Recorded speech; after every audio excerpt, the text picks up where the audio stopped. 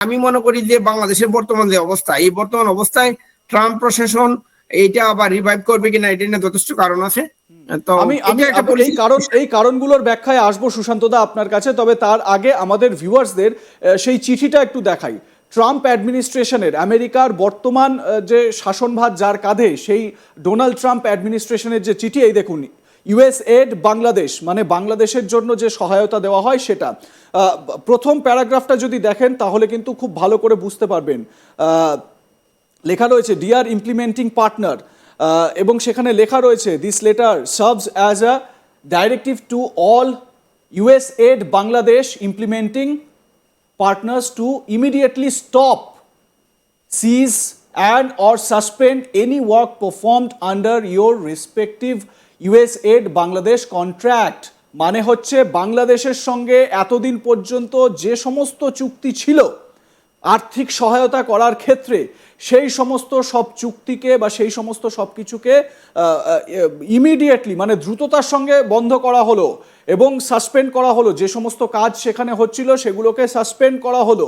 অর্থাৎ বাংলাদেশ সরকারকে পুরোপুরি আর্থিক সহায়তা দেওয়া বন্ধ করলো আমেরিকার সরকার, ট্রাম্পের অ্যাডমিনিস্ট্রেশন, এটা একেবারে স্পষ্ট। আমাদের ভিউয়াররা দেখতে পাচ্ছেন সেই চিঠিটা, যেটা ট্রাম্প অ্যাডমিনিস্ট্রেশনের তরফ থেকে জারি করা হয়েছে। এবং প্রেসিডেন্ট ট্রাম্প আসলে যে এরকমই কিছু স্টেপ বাই স্টেপ ডিসিশন নিতেন, সেটা কিন্তু খুব স্পষ্টভাবেই বোঝা যাচ্ছিল।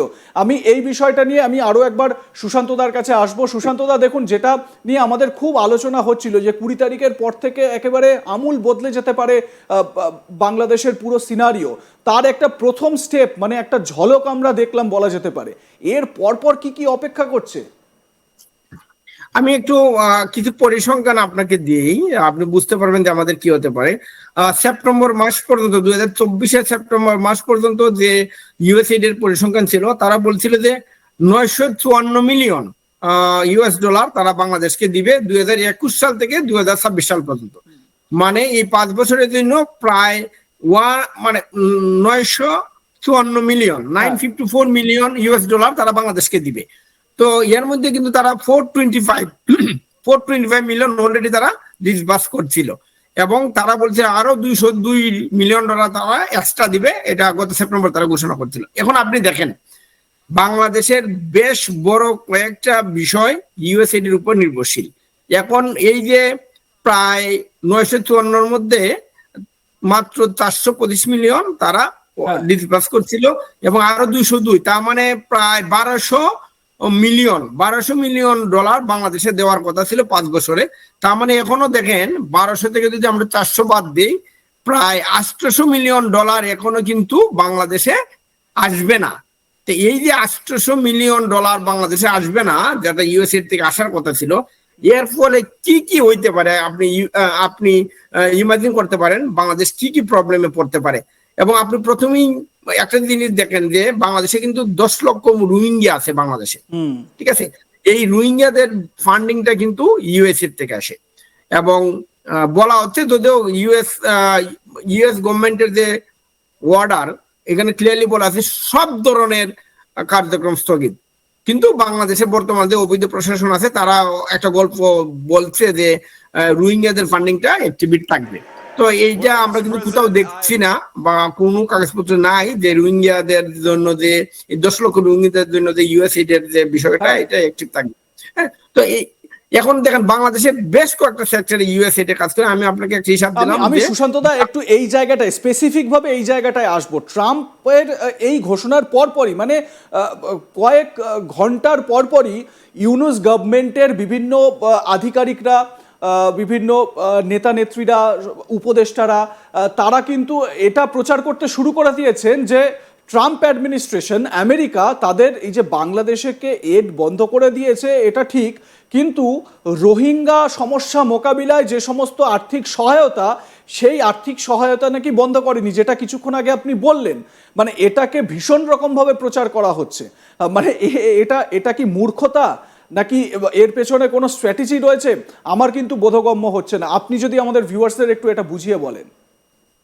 আমি যেটা বলবো, আপনি ক্লিয়ারলি দেখবেন যে যে লেটারটা ইস্যু করেছে রিচার্ড অ্যারন, যিনি আপনার ইউএসএইড এর এগ্রিমেন্ট অফিসার, এই ক্লিয়ারলি ওখানে রেফারেন্সে বলা আছে যে ডিইএআই, ডিইএআই মানে আপনার diversity, equity, inclusion and accessibility.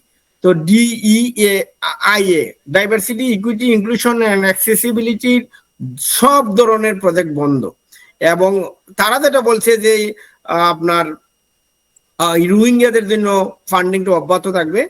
এদের লেটারে কিন্তু কোথাও এটা লেখা নাই। যদি এটা এক্সেপশন থাকতো লেটারে লেখা থাকতো। আমি আপনাকে একটা পরিসংখ্যান দিচ্ছি। 2017 সাল থেকে রোহিঙ্গারা বাংলাদেশে আছে। তো 2017 সাল থেকে এখন পর্যন্ত তারা 2.5 বিলিয়ন ইউএস ডলার কিন্তু আমেরিকার ইউএসএইড বাংলাদেশকে দিয়েছে। এখন আপনি হিসাব করে দেখেন যে 2.5 বিলিয়ন যে ফান্ডিং আসছিল, এখন তারা বলছে ইমিডিয়েট স্টপ, মানে সব ধরনের অ্যাক্টিভিটি বাংলাদেশ এখন বন্ধ। এখন আপনি এটা ইমপ্লিকেশনটা দেখতে হবে যে কি কি হইতে পারে। তারা যতই গল্প বলুক না কেন, ইউএসএইড এর ফান্ডিং স্টেট ফরওয়ার্ড বন্ধ, নট এ সিঙ্গেল সেন্ট, এক পয়সাও এখন তারা খরচ করতে পারবে না বাংলাদেশের কোনো প্রজেক্টে। যদি রোহিঙ্গাদের বিষয়টা ওপেন থাকতো তাহলে লেটারে কিন্তু লিখে থাকতো যে এক্সেপশন। বেশ, মানে খুব যথার্থ বলেছেন। মানে যারা এই প্রচারগুলো করছেন তাদেরকে এই সুশান্তদার কথায় আপনাদেরকে বলি, এক পয়সাও খরচা করতে পারবে না, এক পয়সাও আমেরিকা দেবে না, বাকি টাকা তো দূরেই থাক। এবারে সুশান্তদা, আমরা আমাদের পরের আলোচনায় আসব। খুব স্বাভাবিক যে এই ঘটনার পর থেকে এবং ইউনূসের সেখানে বারবারন্ত হওয়ার পর থেকে পাকিস্তান এবং বাংলাদেশ অনেক কাছাকাছি এসেছে। বাংলাদেশের সঙ্গে পাকিস্তানের সরাসরি বিমান যোগাযোগ বা বিমান পরিষেবা চালু হচ্ছে, দুই দেশ এতে ঐকমত্যে পৌঁছেছে। একই সঙ্গে বাংলাদেশের যে রণতরী যুদ্ধ জাহাজ আইএনএস জয়, সেটি পাকিস্তানের করাচি বন্দরের উদ্দেশ্যে গিয়েছে পাকিস্তান নৌবাহিনীর সঙ্গে যৌথ মহড়ার জন্য। এই বিষয়গুলো কিন্তু সামনে আসছে। খুব স্বাভাবিক বাংলাদেশ এখন পাকিস্তানকে আঁকড়ে ধরে বাঁচার চেষ্টা করবে, কিন্তু সমস্যা হচ্ছে সুশান্তদা, পাকিস্তান তো নিজেই কাঙাল, সে কি করে বাংলাদেশকে বাঁচাবে? আপনি একটা জিনিস দেখুন, এই গত 5-6 মাসে পাকিস্তানের সাথে বাংলাদেশের কি কি বিষয়ে অগ্রগতি হয়েছে আপনি ক্লিয়ারলি দেখছেন। প্রথমতই হলো মনস্তাত্ত্বিক ভাবে পাকিস্তান বাংলাদেশ, বাংলাদেশ পাকিস্তান, তারা এখন এক গড়, হ্যাঁ, একই ছাদের নিচে। তো যখন আপনার দুই মনে মিলন হয়ে যাবে তখন তো বাচ্চা পয়দা হবেই, জিনিসটা আমি আশা করি বুঝাইতে পারছি। তো এই যে বাংলাদেশ পাকিস্তান তাদের যেহেতু মনের মিলন হয়ে গেছে, তাদের মধ্যে যেহেতু প্রেম হয়ে গেছে, তাদের মধ্যে যেহেতু সংসার হয়ে গেছে, এখন এইটার এই দুই জঙ্গিবাদ, পাকিস্তানের জঙ্গিবাদের সাথে বাংলাদেশের জঙ্গিবাদের মিলন হয়েছে। এই দুই মিলনে এখন কি এদের এই দুই জঙ্গিবাদের মিলনে কি উৎপন্ন হবে এটা আপনি বুঝতে পারছেন। তো তাই আমরা দেখছি গত 6 মাস বাংলাদেশে কিন্তু কোথাও কোনো শান্তি নেই। আপনি দেখেন রিসেন্টলি কি হলো, বাংলাদেশ থেকে পাকিস্তানের যে বিমান পরিষেবা এটা শুরু হলো। অতীতে আমরা দেখেছি যে জাহাজ পথে যোগাযোগ, এখন এটা কোনো সমস্যা না, তারা যে কোনো কিছু নিয়ে আসতে পারতেছে। তারপরে আপনি দেখেন যে এডুকেশনের যে বিষয়টা, মানে আগে কিন্তু পাকিস্তানের ছাত্ররা বাংলাদেশে পড়তে পারতো না, বাংলাদেশের ছাত্ররা কিন্তু পাকিস্তান যাইতে পারতো না, এইটাও এখন হয়ে গেল। তারপরে দেখেন যে ঢাকা ইউনিভার্সিটিতে উর্দু ডিপার্টমেন্ট এইটাও ওপেন হয়েছে এখন।